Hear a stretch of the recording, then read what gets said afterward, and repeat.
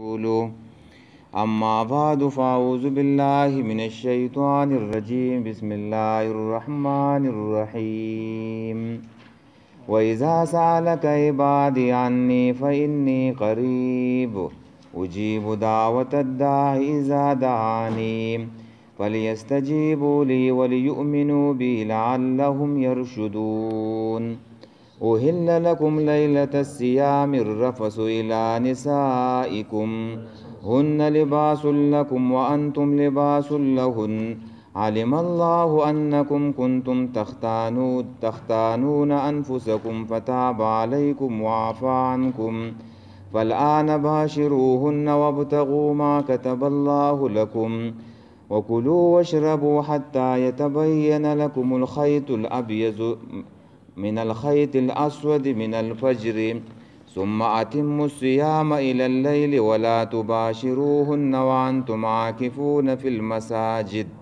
تلك حدود الله فلا تقربوها كذلك يبين الله آياته للناس لعلهم يتقون.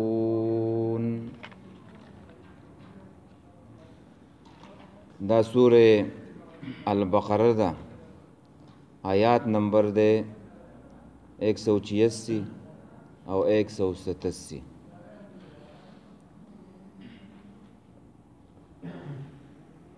په دې آیات کې مسله دعا ذکر کی دعا او د روزې په دې منځ کې د دعا دا مسله راوړه ځکه چې په روزې کې دعاګانې ډېرې قبلېږي. د روزې په عام حالاتو کې هم او خاص کر په روزه ماتي او د افطاري په ټیم کې احادیث پکې شته چې د روزهدار دعا چې دی نو هغه قبلېږي. او حدیث کې راځي د عبدالله ابن عمر رضی الله تعالی عنہ معمول بداو چې د افطاري په ټیم کې به خپل اهل او عیال او بچی راټول کړل او دعاګانې به چې دی نو کولې نو دعا به چې دی نو غوښتلې نو ځکه به کې دعا راوړي. د دې آیات د مخکې سره ربط څه دی نو تیر شوي آیات کې په آخره کې دا خبره ذکر شوه چې ولتکبروا الله علی ما هداکم چې تاسو د الله تعالی لویي بیان کړئ او د الله تعالی عظمت تاسو په زړونو کې چې دی نو راشي. نو د دعا نه مخکې د الله لویي بیانول پکار دي چې دعا سړی غواړي د دعا یو طریقه هم دلته متخیو د دعا نه مخکې سړی د الله حمد بیان کی د الله اسماء او صفات بیان کی درود شریف د دعا نه مخکې ووایي بیا دعا وغواړي بیا په آخره کې آمین وویو نو دا دعا به ډېره زیاته قبلیږي چې پای کې مخکې د الله تعالی صفات چې دی نو هغه بیان شي د الله لویي بیان شي. نو دغه ربط دی د مخکې سره. او شان نزول و اذا سألک عني د دې شان نزول دا دی چې تفسیری طبری نقل کوي د قتاده رحمه الله نه چې صحابه کرامو د نبی علیہ السلام نه تپوس وکړو چې موږ د الله نه دعا څنګه وغواړو نو الله د آیات چې دی نو نازل کو. یو شان نزول دا تفاسیر لیکلی دی. دویم دا چې څه خلکو صحابه کرامو کې بانډچي و هغه راله او نبی علیہ السلام ته وویله که د الله چې دی نو لري نو چې موږ ورته چغې ووهو او که د الله نږدې نو چې موږ د دعاګانې پټې پټې وغواړو نو الله د آیات نازل کو. نور تفاسیرو به کې دا هم لیکلی چې یهودیانو او مسلمانانو ته ویله چې د الله چې دی نو ډېر زیات لري دی دا د 7 اسمانونو د پاسه او په عرش باندې چې دی نو دی او د یو اسمان نه چې دی نو بل اسمان ته 1500 کاله مسافت دی او سفر دی. نو دا خبر هم د بعضې مسلمانانو په زړونو کې ناسته وه نو الله تعالی دا آیات چې دی نو نازل کو. نو په دې کې د دغې خبرو جواب وشو او صحابه کرامو چې سوالونه کړلی تپوسونه کړلی نو د هغې جوابات چې دی نو هغه شو دي په قرآن او په حدیثو کې هغه مسلې موږ ته آساني شو دي که نو دا سوال به زموږ په ذهن کې هم راتلی نو هغه صحابه کرامو کړلی او په ښایسته انداز باندې سوال کړی دی او الله تعالی ډېر په ښایسته انداز باندې د هغې جواب چې دی نو ورکړی دی و اذا سألک عبادي عني او کله چې تپوس کوي ستانه عبادي بندگان زما عني په باره زما کې په انی قریب نو یقینا زه نږدې یم ګوره په بل ځای کې چې سوال وشي نو د هغې جواب په قل سره ورکوي او پیغمبره ته ورته ووایه یسألونک عن الاهله قل هي مواقیت للناس یسألونک عن المحیض قل هو اذن په قل سره جواب کیږي نو دلته مسله د دعا ده چې د دې تعلق د پیغمبر سره نشته برای راست د الله سره دی یو سړی وایي زه د پیغمبر نه غواړم او پیغمبر به الله ته وایي دین خو به نور د پیغمبر نه زده کې په دې کې پیغمبر وسیله ده دین به د پیغمبر نه زده کې خو دلته مسله د دعا ده او تعلق یې د الله سره دی نو الله تعالی برای راست ویل په انی قریب زه نږدې یم څنګه نږدې دی نو الله تعالی هم نږدې دی او هم لرې دی الله تعالی په یو ټیم کې چې دی نو رحمان او رحیم هم دی او قهار او جبار هم دی الله تعالی په یو ټیم کې چې دی نو هغه باسط هم دی او قابض هم دی په یو ټیم کې او انسان داسې نه ګوره چې په یو ټیم کې دی هم غوسه دی او هم دی خوشحاله یو یا دی په یو ځای کې یو د بل ځای کې دی هغه نه یو سړی دلته ناست دی نو پېښور کې خو نشته که نه نو الله تعالی هم نږدې دی او هم چې دی نو هغه لرې دی عرش باندې مستوي دی څنګه چې د هغې د شان سره ښایي نور تپوسونه و پای کې نه کوي او نږدې دی سمیع دی بصیر دی علیم دی خبیر دی بندگانو ته نږدې دی هر څه اوري هر څه چې دی نو اینی د سینو د رازونو نه خبر دی نحن اقرب الیه من حبل الورید مونږ ته زموږ د مرۍ د رګونو نه نږدې دی علم او قدرت دا یې نږدې دی نو الله تعالی داسې ذات دی شیخ سعدي مخکې خبره موږ کړو که نه شیخ سعدي وایي الله ته چې څوک نږدې و نو هغوی صحیح الله چې دی نو ونه پېژندلو کم خلک چې الله ته ډېر نږدې و هغوی هم په دې کې حیران دي چې الله موږ ته صحیح ونه پېژندلې نو په یو ټایم کې الله نږدې هم دی او لرې هم دی رحمان او رحیم هم دی او قهار او جبار هم دی په یو ټایم کې نو د هغې جواب وشو مسله حل شوه چې چغې وهلو ته ضرورت نشته دعاګانې چې دی نو هغه پټې وایه الله تعالی چې دی نو اوري ذکر اذکار چې کوې نو هغه پټ وایه کم ځای کې شریعت ویلي چې پټې وایه هلته وایه پټ وایه کم ځای کې شریعت ویلي چې په زوره وایه نو هلته په زوره باندې بیا وایه نو دا قریب نه دی دا د الله تعالی چې دی نو صفت دی ها هم قریب دی او هم بعید دی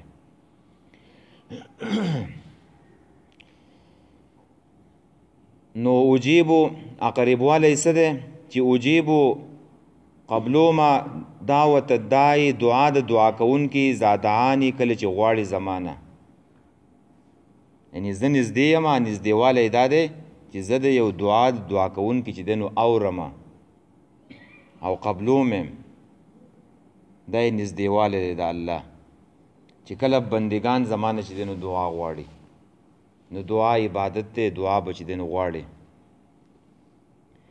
نو پل یستجیبوا لی نو پکار ده چې خبره دی اومني زما احکام دی چې دی نو اومني نو چې څومره یو انسان د الله احکام او خبره د الله زیاته منودله الله به د هغه سړي دعا چې دی نو زر هم قبلوي خو الله تعالی ولا دو شرطونه وایو چې یو به زما احکام مني او بل چې دی نو ولیؤمنوا بي او په ما باندې به ایمان لري، ایمان هم لري او زما احکام چې دی نو هم به مني، نو بیا به زه دعا چې دی نو ډېر زر قبلوم. نو چې چا څومره احکام منودل او د الله حکمونو باندې عمل کولو نو هغومره به دعاګانې زر قبلیږي. چا لږ منودله هغومره به چې دی نو پس قبلیږي.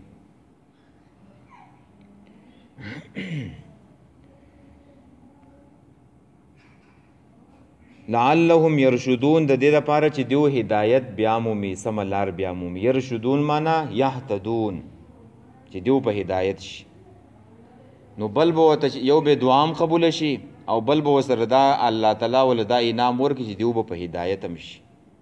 چې دیو کله دا دوه کاره وکړي چې د الله احکام ومني او په الله باندې ایمان چې دی نو هغه راوړي. نو دلته خو سوال راځي چې خلک خو سوالونه او دعاګانې چې دی نو ډېرې کوي او هغه خو چې دی نو خلک وایي نه قبلیږي. موږ خو ډېر سوالونه کوو هغه خو نه قبلیږي. نو د هغې جواب دا دی چې دا به هله قبلیږي چې کله الله وغواړي، چې کله د الله خوښه شي نو دعا به چې دی نو قبول شي. او قبولوالی دویم دا نه دی چې ته څه غواړې چې هغه دې تا ته میلاو شي. حدیث موقوف دی چې دعا چې دی نو خامخا قبلیږي. یو دا ده چې کله دعا سړی غواړي نو دعا به خامخا قبلیږي چې هغه کم څه غواړي نو حاجت به پوره شي. دعا خامخا قبلیږي، نه رد کیږي. چې ته څه غواړې الله به هغه درکړي. دویم که ستا هغه حاجت پوره نشي نو دویم ثواب به دله ولیکلی شي، د دعاګانو ثوابونه او اجرونه به له ولیکلی شي. په قیامت کې به د هغې اجر درته میلاو شي. او څلورم دا ده چې دریم دا ده چې مصیبت به نه لرې شي او تکلیف به نه لرې شي. ته دعاګانې غواړې نه قبلیږي نو په تا باندې څه تکلیف او بیماري او مصیبت را روان دی. د دې دعاګانو په وجه باره باندې الله چې دی نو ستا نه هغه مصیبت او تکلیف چې دی نو درېږي. نو دعا خامخا قبلیږي. خو په مونږ کې مصیبت دا دی چې مونږ جلدي کوو او په دعا کې جلدي ګورې نه پکارو چې مونږ یاره سوالونه مې ډېر وکړه او نه قبلیږي. په دې کې استقامت پکار دی او بار بار دعاګانې غوښتل پکار دي. بار بار مونږ لږې دعاګانې وغواړو بس بیا دعا پرېږدو. په دې کې بار بار دعاګانې غوښتل پکار دي. په دعا باندې الله خوشحالیږي او چې څوک دې دعاګانې نه غواړي نو خفه کېږي. نو غواړې به خامخا دعاګانې قبلیږي. بیا علما ویلي وایي د دعا دپاره څه ارکان دي او د دعا دپاره څه وزرې دي او د دعا دپاره څه اوقات دي. ګورئ دا به پیژنې. د دعا ارکان چې دی نو شرایط چې دی نو هغه څه دي چې حضور قلبي دی چې انسان سړی دا انسان نه د خپل قلب او زړه چې دی نو حاضر کړي. او بل پکې عاجزي پیدا شي په دې انسان کې او زړه چې دی نو هغه نرم شي او زړه متوجه شي. دا سری د ارکان دي د دعا دپاره. دویم چې دی نو د دعا دپاره چې دی نو وزرې دي پر دي وله. یو دا ده چې په صدق سره او په خلوص سره چې دی نو دعا وغواړي. صدق او خلوص دا یې وزرې دي. بل پکې درود شریف دی چې درود شریف دی وویلو پکې دا د اسمانونو نه هم د پاسه ځي. اور صدق و خلوص دل سے جو بات نکلتی ہے اثر رکھتی ہے او پر نہیں طاقت پرواز رکھتی ہے.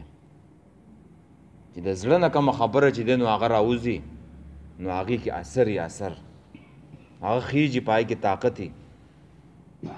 خو موږ هسې د ژبې په سر باندې دعاګانې غواړو یو ګردان دی پای کې څه زړه چې دی نو متوجه نه یو الله طرف ته عاجزي پکې نه یو. چې کله پکې عاجزي او د زړه توجه پیدا شي خلوص پکې پیدا شي نو دغه دعا اسمانونو ته چې دی نو خیږي. ایک دعا پڑھنا ہے اور ایک دعا مانگنا ہے. په دې کې فرق دی که نه؟ یو دعا غوښتل دی او یو دعا لوستل دی. مونږ چې دی نو هغه لوستو والا کار کوو، لوستل به نه کې، مانګنا غوښتل به کې. او بیا د دې دعا دپاره چې دی نو اوقات دي، اوقات وختونه دي. په هغه وختونه به چې دی نو په هغې به دعاګانې غواړي. یو چې دی نو د شپې آخرنی وخت دی، سړی د چربانګې چې دی نو راپاسي دعاګانې وغواړي. حدیث کې راځي الله تعالی د خپل شان مطابق دی نږدې اسمان نه راځي، وایي شته څوک چې څه غواړي ورکم ونه، څوک بخانه غواړي چې ورته وکم، ستا چا څه حاجت دی چې هغه له پوره کړمه. یو یې دقه وخت دی. بل چې دی نو د اذان او د اقامت په منځ کې وخت دی. په دې دوران کې چې دی نو دعاګانې قبلیږي، اذان او اقامت په وخت کې. بل د باران په وخت کې دعا قبلیږي، کله باران وریږي د الله رحمت. بل سړی په سفر باندې وځي د مسافر دعا قبلیږي. بل یو انسان بیمار دی او په بیماری په حالت کې د هغه دعاګانې چې دی نو قبلیږي. بیمار خواله ورځه تپوس یې کوه، د هغې حاجت پوره کوو چې هغه ته دعاګانې وکړي قبلیږي. او بل د جمعې په ورځ کې حدیث کې راځي یو خاص ټیم دی، په هغې ټیم کې چې دی نو دعاګانې قبلیږي. او بل د هر مانځه نه پس دعا قبلیږي، هر فرض مانځه نه پس. او فرض مانځه نه پس داسې نه ده چې زموږ دا خلک داسې یو غلطي کوي چې امام ته ګوري چې امام لاس اوچت کړي دی هم اوچته یو، داسې مه کوه. بس ځان نه اذکار غواړه، سبحان الله وایه، الحمدلله وایه، الله اکبر وایه، د الله نومونه ووایه، آیت الکرسي ووایه، بیا درود شریف ووایه، بیا دعا کوه. نو دا ضروري نه ده چې ته به د مانځه د امام چې سلام وګرځو، د امام او د مقتدي تعلق ختم شو. اوس که هغه ځان نسته کوي که امام ځان نسته کوي، امام به کله پاسي زر به ځي، نو ته ځان نه کښېنه او دعاګانې چې دی نو غواړه. او دا په جمع سره دعاګانې نه وي چې امین پې خلک په زوره ویو. دا د هر مانځه نه پس لازم کول نه دي پکار. کله ناکله چېرته په هفته کې یو ځل وشي نو خیر دی. نور هر سړی به ځان نه چې دی نو دعا کوي، ځان نه به غواړي. نو دا وختونه د دعاګانو پیژندل پکار دی ښه، نو جلتي پکې نه ده پکار. او دو خبرې پکې دا وشولې دي چې الله وایي زما احکام ومني څوک او په ما ایمان راوړي. نو دا پل یستجیبو یې مخکې کو او ولیؤمنو یې وروستو راوړو. نو په دې کې دې ته اشاره ده چې دا دعا ته غواړې نو په دې باندې یقین ساته. ګوره یقین او ایمان پې ساته چې الله یې قبلوي. یقین به دی، ایمان به دی پی، نو الله به دعا چې دی نو قبلېږي. اوهل لکم، اوس په دې آیات کې د روژې احکام بیانېږي. اول حکم په اسلام کې داو په ابتدا کې چې کله به مسلمانانو په ماښام کې روژه ماته کړله، افطاری به وکړو، نو د مانځه د ماسوتنه پورې یا د وده کېدو پورې د خوراک څښاک او د جما اجازت و. خو چې کله به یو سړی وده شو نو بس بیا به روژه سټارټ شوه، بیا به د سبا ماښام پورې به روژه وه. دا په ابتدا د اسلام کې و. نو په دې کې ځینو مسلمانانو ته چې دی نو څه د هغوی نه خطایانې او خیانت او ګناه وشو، نو الله تعالی چې دی نو بیا دا حکم چې دی نو سپک کو، آسان کو. نو په دې کې دا بیانېږي اوهل لکم، حلال کړی شوی دی ستاسو دپاره لیلة الصیام، په شپې د روژو کې، الرفثو جما کول. مخکې معلوم دا شوه چې مخکې څه شی چې دی نو حرام و، د اوهل نه معلوم دا شو چې وس حلال شو. نو هغه دغه و چې تا ته ما وویله حلال شو ستاسو دپاره په شپې د روژو کې الرفثو جما کول الی نسائکم، د بیبیانو خپلو سره، بالجماع نزدېکت. یعنې قرآن د ادب الفاظ راوړي، ادبي الفاظ دي ښه. یعنې الله ډېر حیاناک ذات دی، او څوک چې دا قسم بیان کوي نو هغه به د ادب الفاظ چې دی نو راوړي، اشارات او کنایات چې دی نو هغه به استعمالوي. هن لباس لکم، دا جامې دي ستاسو دپاره، وانتم لباس لهن، او تاسو جامې د دیو دپاره. عبدالله ابن عباس وایي د لباس نه چې دی نو څه مراد دی؟ د لباس نه مراد سکون دی او آرام دی، چې الله تعالی په دې زنانو کې چې دی نو د دې انسانانو دپاره سکون او آرام چې دی نو ایښودی دی. او دلته چې دی نو دا زنانه مخکې کړلې او وروسته چې دی نو سړی کړله، نو د دې سړی دا روجو چې دی نو دا د ښځې ته زیاته یو، یعنې سړی ډېر حاجتمنې دی زنانو ته، نو ځکه چې دی نو دا زنانه مخکې کړلې. او بل دا دی چې سړی لږ قوي او زنانه چې دی نو هغه کمزوري، ځکه خو اسلام ولا د څلورو زنانو د نکاح کولو اجازت چې دی نو هغه ورکړی دی. او لباس جامه ده، نه په جامه باندې سړی پټي، عیبونه د انسان پټیږي په دې جامه باندې. نو چې کم انسان نکاح وکړي واده وکړي نو دا داسې دی لکه پټ چې شو، دا حیاناک شو. او بل هغه انسان دی چې هغې واده او نکاح نه یې کړی، هغه داسې دی چې جامې نشته، بربنډ دی، که په یو ځای کې ولاړې نو څوک پې څه بدګماني نه کوي، وایي لکه نکاح یې کړی دی او بچی دي، خلک پې بد ګمان نه کوي په نسبت د هغه سړي چې هغې واده او نکاح نه یې کړی. یو ځای کې ولاړې خلک پې بد ګمان کوي، دا څه دی، ولې ولاړلې، څه کار دی؟ نو په دې وجه چې دی نو جامې دي. او بل د دې جامو د دې بدن نه څه پرده نشته دی، دا د بدن سره دا جامه نه ده، دا لباس دا لګېدلی دی.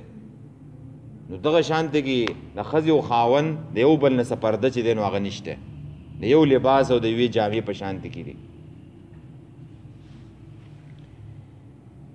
حجی علم الله انکم کنتم تختانون، الله ته معلومه و چې یقینا تاسو به په خیانت کې اچوئ انفسکم ځانونه خپل، نو پتاب علیکم نه مهرباني وکړه الله په تاسو باندې، وعفا عنکم او معافي وکړه تاسو ته. ابن جریر طبري چې دی نو نقل کوي چې دا یوه خبره د عمر رضی الله تعالی عنه سره راغل وه او نور صحابو سه هم راغل وه. عمر رضی الله تعالی عنه یو ځل ناوخته چې دی نو د شپې کور ته راغی او د خپلې بیبي سره چې دی نو نزدېکت وکړو او هغې ورته ویل زه وده شومه. او عمر رضی الله تعالی عنه دا سوچ وکړو که دا چېرته داسې ټوغه کوي او هسې بانه کوي، نو چې نزدېکت یې وکړو نو بیا په سهار چې دی نو نبي علیه السلام ته چې دی نو راغی او دا خبره یې وکړله، وایي بېګا خو زما نه چې دی نو داسې کار شوی دی. نو نبي علیه السلام ورته وویله وایي ته خو ما ډېر ستا نه خو چې دی نو دا ګمان نه و چې ته به داسې چل وکړې. نو چې د دې خبرې نه نور صحابه کرام خبر شو نو هغوی هم راله، وایي دا خو زمونږ هم داسې چل شوی دی. نو یو پکې دا تفاسیر نقل کړی دی.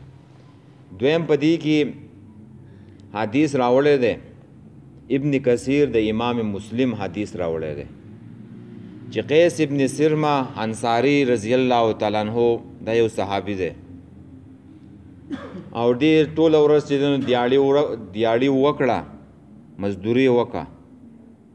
ماښام چې دی نو هغه کور ته راغی نو خپلې بیبي ته یې وویله چې ماله خوراک تیار کړه چې روژه ماته کړمه. نو په کور کې څه خوراک او رزق نه و، نو بیبي ورته وویله وایي ته لږ دمه وکړه او زه په دې کورونو کې ګرځم، په دې ګاونډ کې چېرته خوراک چې دی نو هغه وګورم چې تاله یې راوړم. نو هغه ګرځېدله او په دې کې واپس چې هغه راله او خوراک یې راوړو نو دا صحابي ستوده شوی دی. نو دې ښځې هم پې افسوس وکړو چې دا اوس اوده شو نو روژه خو شروع شوه سبا ماښام پورې،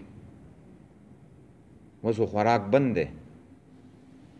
نو په سهار له چې دی نو هغه بیا روژه بیا چې دی نو هغه د پټو کار کو مزدوري کوله، نو په دې کې هغه بېهوشه شو. د ولږې نه او د تندې نه. نو دا خبره چې دی نو د الله رسول ته راله، نو الله تعالی دا آیات چې دی نو نازل کو، دا آیات نازل کو. دا خیانت دغه ګناه و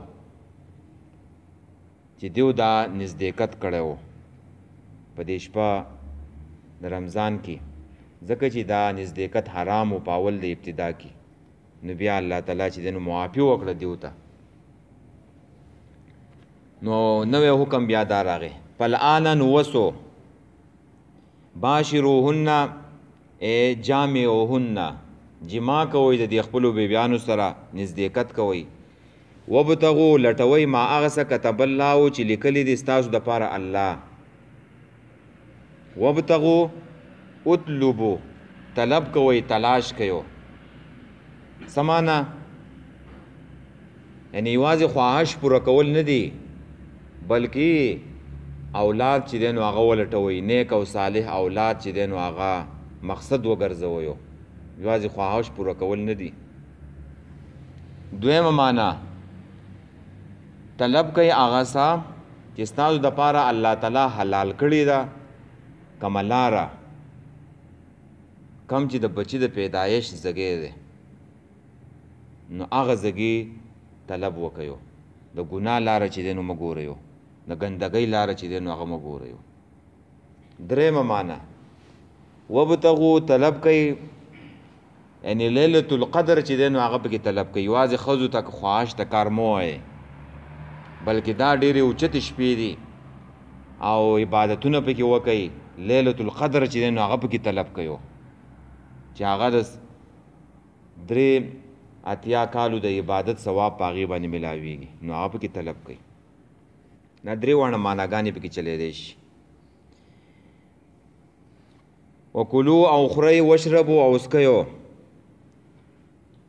په لیل کله په دې ټوله شپه کې حتی تر هغې وخته پورې یتبینه چې ښه صفا ښکاره شي لکم الخیط الابیض تاسو ته هغه تار سپین من الخیط الاسود د تار تور نه من الفجر د سبا نه. یعنی اوس اجازت شو چې جمام کوئ او خورئ هم څکئ، چې کله افطارې ماښام کې وکئ د کم وخته پورې چې کله دا تور تار د سپین تور نه چې دی نو جدا شي، په دې کې تمیز او فرق راشي، مطلب چې سبا راوخیږي، دا تیاره ختمه شي او سبا چې دی نو راوخیږي، د دې پورې خورئ او څکئ او جمام کوئ. دا حدیث راوړی د ابن کثیر د سهل ابن سعد رضی الله تعالی عنه نه، وایي په اوله کې به من الفجر راټکی چې دی نو نه و، نو وایي مونږ به چې دی نو اکثر تور تار او سپین تار چې دی نو پیدا کړی و، دا به خپو ته چې دی نو تړله او هغې ته هم چې دی نو کتله چې کله په دې کې موږ ته واضح راشي. او بل صحابي و عدي ابن حاتم، هغې یو تار سپینه او بل تار چې دی نو تور پیدا کړی و او د بالښ لاندې به یې ایښودی و، نو هغې ته به یې کاتله او هغې ته به چې دی نو کاتله، نو کله ناکله به پکې چې دی نو نور راوختو، نو ناوخته پورې دی به چې دی نو په هغې کې تمیز اله وکړو. نو قرآن ته پخپله نشي زده کولی، د پیغمبر نه به یې زده کوې. نو دې صحابو دې ته خیال کړی دې نه تور تار او سپین تار مراد دی، د الله رسول راله، د الله رسول ورته ویلو دې نه دا مراد نه دی تور تار او سپین تار، د دې نه سبا چې دی نو شپه مراد ده، چې سبا راوخیږي د تیاره ختمه شي او رڼا راوخیږي من الفجر د سبا نه. دلته قرآن یظهرو ټکی ونه ویلو، یتبینه یې ویلو. یظهرو یې که ویلی وی نو معنا چې ظاهر شي، یتبینه چې ویلو چې را سبا ښه ښکاره شي، چې را تیارې چې دی نو ختمې شي. نن سبا خو د خلکو د کلنډرانو نه او د نقشو نه چې دی نو دین جوړ کړی دی، په هغې ایمان راوړی دی. 500 نقشې دي، څوک یې په یو ټیم باندې وایي او څوک یې بل ټیم باندې وایي. دا دین چې کم دی دا سیده او ساده دین دی، دا نه کلنډرانو ته محتاج دی او نه چې دی نو نقشو ته محتاج دی.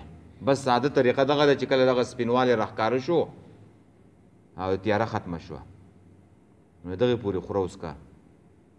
نو کم جماعت کې اذان په صحیح ټیم باندې ویلو او د صحیح نقشې مطابق نو بیا چې دی نو د هغې اذان پورې خوره وڅکه من الفجر د سبا نه. ثم اتموا صيام بیا پوره کوي شپه روجا الی اللیل شپې پوری چې کله نور غروب شو شپه شروع شو ولا تباشروهن او نزدېکت مکوي د بیبیانو سره د ښځو سره وانتم په داسې حال کې عاکفون چې تاسو اعتکاف کوونکي په المساجد په جوماتونو کې یو پابندي پکې دا ولګېده چې نور خورئ اوس کوي جمام کوئ خو چې کله د اعتکاف ورځې شروع شي د رمضان په آخره نور لسو کې نو بیا خوراک او څښاک پکې کوئ خو جما پکې بیا بنده شوه دا پکې نه کوئ مساجد یې وویلو په کورونو کې اعتکافونه نشته په جماعتونو کې دي د جماعتونو کما بعضې وایي چې هر هغه جماعت چې پای کې اذان ویلې کېږي او پنځه وخته لمونځ پکې کېږي هغه جماعتونه مراد دي بعضې وایي چې نه جامع مسجد چې دی نو هغه مراد دی او بعضې پکې لا وایي چې صرف 3 جماعتونه چې دی نو مراد دي چې مسجد الحرم دی بیت المقدس دی مسجد نبوي دی نو خو خبره دا ده چې د دې نه جامع مسجدونه چې دی نو مراد شي کومه کې د جمعې لمونځ چې دی نو هغه کېږي او که چا په بل کې وکړو جو هم به کېږي ځکه اختلافي مسله ده تلک حدود الله دا حدونه تلک الاحکام المذکور دا کم احکام چې مذکوره تیر شو نو تلک حدود الله دا د الله حدونه دي فلا تقربوها دې ته مه نږدې کېږئ یعنې د دې نه ما وړئ کذالک دارنګ یبین الله دغه شان بیانوي الله تعالی آیاتونه خپل للناس خلکو ته لعلهم یتقون د دې دپاره چې دیو کې تقوا او پرهیزګاري راشي روجې د عباس چې روان دی الله په آخر کې وایي تقوا او پرهیزګاري نو په دې احکامو چې چا ومنودله دا صحیح متقي دی په دې کې پرهیزګاري راشي بچ د الله د احکامو د ماتولو نه ښه جي وإذا سألك عبادي او کله چې تپوس کوي ستانه عبادي بندگان زما عني په باره زما کې فإني قریب نو یقینا زه نږدې یمه اجیب دعوت الداعي اذا دعاني قبلومه دعا د دعا کوونکي کله چې غواړي زمانه فلیستجیبوا لي نو خبره دې ومني زما احکام دی ومني زما وليؤمنوا بي او ایمان دی راوړي په ما باندې لعلهم يرشدون د دې لپاره چې دیو په سملار روان شي دیو ته هدایت وشي اوهل لکم لیلة الصیام الرفسو حلال کړی شوی دی ستاسو دپاره په شپې د روجو کې یو ځای کېدل د خپلو بیبیانو سره الی نسایکم د خپلو بیبیانو سره هن لباس لکم دا زنانا جامې دي ستاسو دپاره و انتم لباس لهن او تاسو جامې د دیو دپاره علم الله لکم الله ته معلوموه انکم کنتم تختانون انفسکم چې یقینا تاسو په خیانت کې اچوئ ځانونه خپل یعنی بالجماع په لیلة الصیام په د شپې په روجو کې په جما سره فتاب علیکم نو معافي او مهرباني وکړه په تاسو باندې وعفا عنکم معافي وکړه تاسو ته فالآن نو وس باشروهن نزدېکت کوئ د خپلو بیبیانو سره وابتغوا لټوئ ما هغه څه کتب الله چې لیکلي دي ستاسو دپاره الله لکم ستاسو دپاره وکلوا او خورئ واشربوا اسکئ حتی تر دې پورې یتبین لکم الخیط الابیض من الخیط الاسود من الفجر چې صفا ښکاره شي هغه تار سپین د تار تور نه او د سبا نه ثم اتموا الصیام الی اللیل بیا پوره کوئ روجې تر شپې پورې ولا تباشروهن او مباشرت او جما مه کوئ د بیبیانو سره وانتم عاکفون فی المساجد په داسې حال کې چې تاسو اعتکاف کوونکي په جوماتونو کې تلک حدود الله فلا تقربوها دغه پولې د الله دی مه نږدې کېږئ دې ته په ماتولو سره کذالک دارنګ یبین الله بیانوي الله آیاتونه خپل للناس خلکو ته لعلهم یتقون د دې دپاره چې دیو کې تقوا راشي وایي یو کس بسم الله الرحمن الرحیم وإذا سألك